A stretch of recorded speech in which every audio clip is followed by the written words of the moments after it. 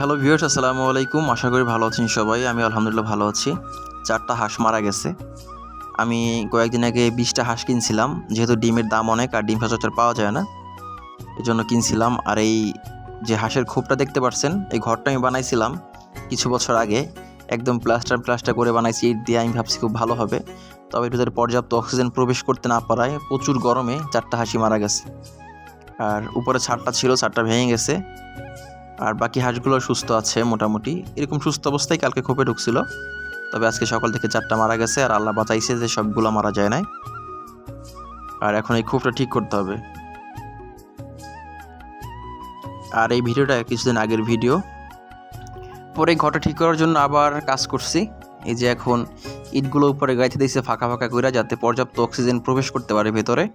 আর উপরে ছাদ সরাইয়া টিন দিয়ে দিছি, কারণ টিন খুব তাড়াতাড়ি ঠান্ডা হয়ে যায় সন্ধ্যার সময়। আর ছাদ থাকলে, ছাদটা ছিল এর উপরে আগে, এই ছাদ গরম হলে আসলে ঠান্ডা হতে প্রচুর সময় লাগে। আমি দেখছি আমার বাসার উপরে ছাদ আছে, রাত্র 12টা-1টার সময়ও প্রচুর গরম থাকে। এজন্য চারপাশ থেকে ফাঁকা করে দিছি, যাতে শেয়ালের আক্রমণ থেকে বাঁচা যায় আর পর্যাপ্ত অক্সিজেনও পায় সেজন্য। আর এখন বর্ষাকাল, চারদিকে পানি। আর এই বর্ষাকালেই উত্তম সময় গাছ রোপণ করার। আর আমি যে ঝাঁকা দিছিলাম, এই ঝাঁকাটা এখন ফাঁকা আছে, কারণ কোনো গাছই নাই। এই জন্য আমি এবার কী করলাম, আগে করে 2টা লাউ গাছ লাগাই দিছি।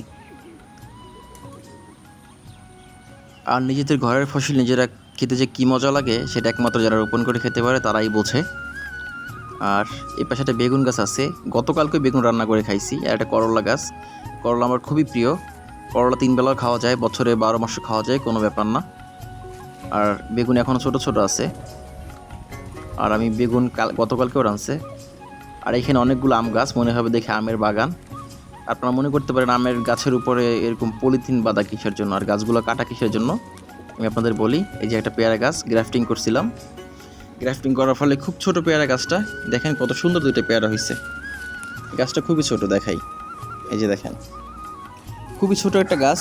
আর এই গাছে কত সুন্দর 2টি পেয়ারা হয়েছে, আরও হয়েছিল। আর এই যখন নারকেল গাছটা কেটে ফেলি, এই গাছটা ভেঙে যায় একটা ডাল, এই জন্য হচ্ছে না।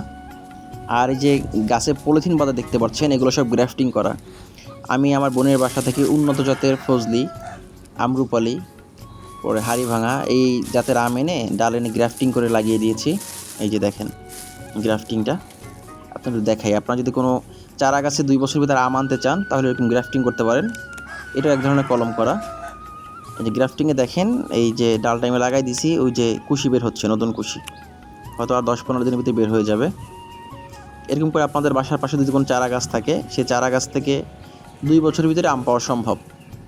এবং আপনি উন্নত জাতের আম পাবেন। আপনার যে আম পছন্দ সে আমের ডাল এনে গ্রাফটিং করে লাগিয়ে দিবেন। আপনারা যদি এই গ্রাফটিংয়ের ভিডিও চান, যে ভাই কীভাবে গ্রাফটিং করব, তারা বলবেন কমেন্টে।